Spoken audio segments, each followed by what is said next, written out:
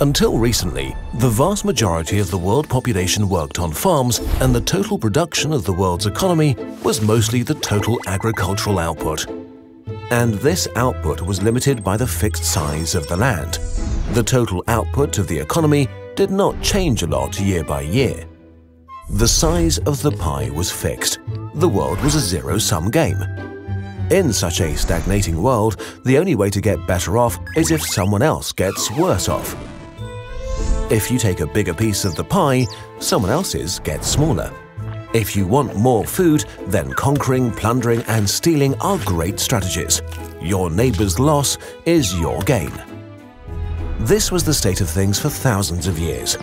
Societies invaded each other constantly to get more pie. Economic inequality was extreme. Some had all the pie they wanted, while others had to live with the crumbs. Then the Industrial Revolution happened, and everything changed. We developed machinery, better crops, better fertilizers. Agricultural output skyrocketed. But we didn't just produce more food, every industrial sector exploded in terms of productivity. From 1700 to 1870, the production of iron in Britain increased 137-fold. The Industrial Revolution led to a previously unimaginable increase in economic output. This altered the nature of our societies. Economic growth changed the world from a zero-sum game to a positive-sum game. We had found a way to create a bigger pie. But not only a bigger pie, but a pie that was growing bigger each year. More people could have more at the same time. This development is spreading and continuing today. Antibiotics kill bacteria, power plants deliver energy, cell phones connect us, planes let us travel cheaply, fridges store food. Continuous progress in all sectors of the economy seems normal to us today. But the change from stagnation to economic growth really was the most drastic shift in human history. How was this possible? At the very core of this massive transformation stand new ideas that lead to innovation. Innovation has many different definitions, but in the context of this video, we mean better solutions to existing problems and solutions to problems we didn't know we had. The more you innovate, the more complex and interesting problems you discover as your wishes and needs evolve. The average citizen in Norway 250 years ago might have wanted some really good shoes. 150 years ago, maybe a bicycle. 80 years ago, a car. 30 years ago, cheap air travel. And so on. Once we get what we want, we don't stop. We can see how we can improve things even more and how to make things even better. The new positive-sum world has existed for 0.1% of human history, and we have yet to get used to it. It has a consequence that feels really unintuitive. In a positive-sum world, it's in your personal, selfish best interest that every human on planet Earth is well off. It's good for you if people in obscure parts of countries you've never heard of are prospering.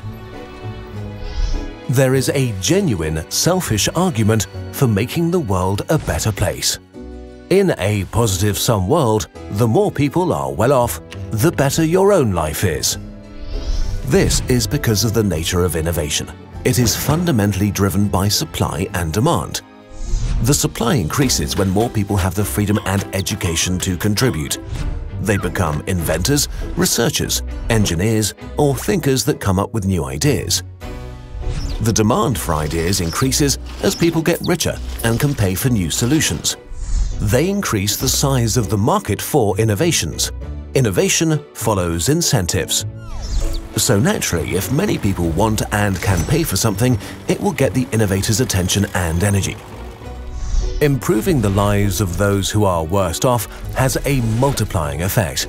It increases demand for ideas while at the same time making it easier for ideas to be produced. Let's take an example that interests all of us, a cure for cancer. If there are 1 billion people in the world that have the wealth to pay for cancer treatments, innovation will follow this demand. So hundreds of billions of dollars have been invested in medical research. This had a huge effect, but we're still nowhere near to curing all forms of cancer. Today, every 6th person in the world dies of cancer, and you might be one of them. Now imagine if demand were higher. Imagine instead of 1 billion people being able to pay for a cure for cancer, there were 4 billion or 7 billion. Imagine how far medicine could have developed if we'd invested 7 times as much in curing cancer. On top of that, there's so much human potential being wasted right now. The work of a poor farmer in a developing nation is not useful to you, but if he becomes better off, his children might spend their time in university developing things that are useful to you. Instead of having some hotspots of innovation in the developed world, we would have many hotspots all over the world. The research output of humanity would be many times what it is right now. Could we have cured cancer by now if that were the case? Well, maybe. If we spent 7 times as much on research, had 7 times as many people working on it, and a global network of medical research, things would certainly be further ahead than they are now. And this is the core of the argument. The more people want the same thing that you want, the more likely you are to get it. That is what it means to live in a positive-sum world. You don't gain more pie if poor places stay poor. Instead, you get more pie if poor places get richer, contribute ideas, and grow the global pie. Do you like space travel? Imagine there were billions of people in Africa and Asia with their own space programs and demand for satellites and moon bases and cities on Mars. Do you like being alive? A few billion people paying for medical research could literally save your life. It's in your interest for people around the world to become better off.